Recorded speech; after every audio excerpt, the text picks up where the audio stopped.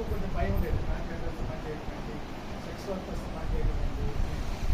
అయితే ఒక సంస్థగా హ్యాండ్స్ ఆఫ్ కంపాషన్ అనే సంస్థ ఇంతకాలం పనిచేస్తున్నప్పుడు చాలా చాలా కార్యక్రమాలు చేస్తూ ఉంటాం.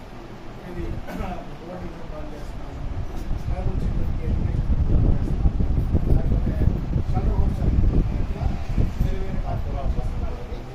మాకంటూ ఒక గుర్తింపు రావడానికి గల కారణం ఏంటంటే ఈవెన్ సెక్స్ వర్కర్స్ కానీ ఎంఎస్ఎఫ్ కానీ ట్రాన్స్జెండర్స్తో పనిచేస్తున్న క్రమంలో మేము చేసే సర్వీసెస్ కానీ ఇచ్చిన సపోర్ట్ వల్ల హ్యాండ్స్ ఆఫ్ కంపాషన్ అనే సమస్యకి ఒక గుర్తింపు వచ్చింది.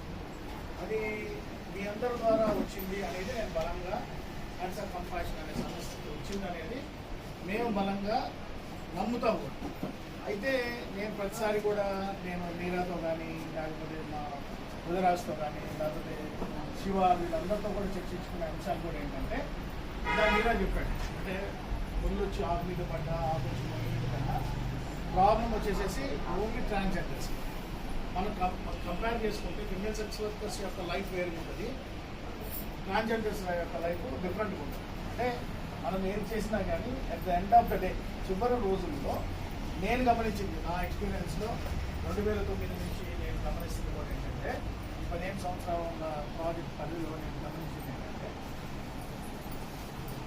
లాస్ట్ స్టేజ్లో అంటే మనం ఈ ట్రాన్స్జెండర్గా కన్వర్ట్ అయిన తర్వాత మన సర్వీసెస్ ఇవ్వడం కానీ లేకపోతే మన మారిపోయిన తర్వాత ఫ్యామిలీకి దూరం అవడం కానీ సమాజానికి దూరం అవడంలో చివరి స్టేజ్ వచ్చేసరికి ఫైనల్గా మనము మన లైఫ్ ఎట్లా అయిపోతుందంటే మరీ దుర్భరమైన స్థితిలో మన లైఫ్ని ఎండ్ చేసుకుంటాం. అది మీరందరూ ఎరిగిన సత్యం.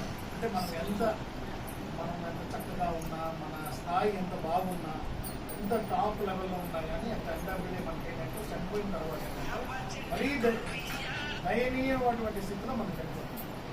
దాంట్లో అంటే అందరూ కూడా ఏంటంటే వాడుకొని వదిలిపెట్టేస్తారు, ఎస్పెషల్లీ ట్రాన్స్జెండర్ కమ్యూనిటీని వాడుకొని వదిలిపెట్టారు. ఇందాక కూడా మీకు మన వాళ్ళు ఇది డెమాన్స్ట్రేషన్ కూడా చేయమంటుంది. ఎందుకనంటే అందరూ కూడా ఏంటంటే కొంతమంది కొత్తగా ఈ ఫీల్డ్కి వచ్చినప్పుడు ఇట్లాంటివన్నీ మనం తెలుసుకోలేకపోతే, ఎందుకంటే 24/7 మనం పట్టుకున్నప్పుడు తగ్గితే తర్వాత అంతా కూడా ఏంటంటే మనం ఎటువంటి యాక్టివిటీ చేసినా మనం ఫైనల్గా ఏంటంటే ఈ సెక్స్ యాక్టివిటీ అయితే ఎవ్వరు లైఫ్లో ముందుకు పోరు. వాళ్ళ సెక్స్ యాక్టివిటీ అనేది చాలా ఇంపార్టెంట్, అదే మనకు జీవనం ఒక పార్ట్.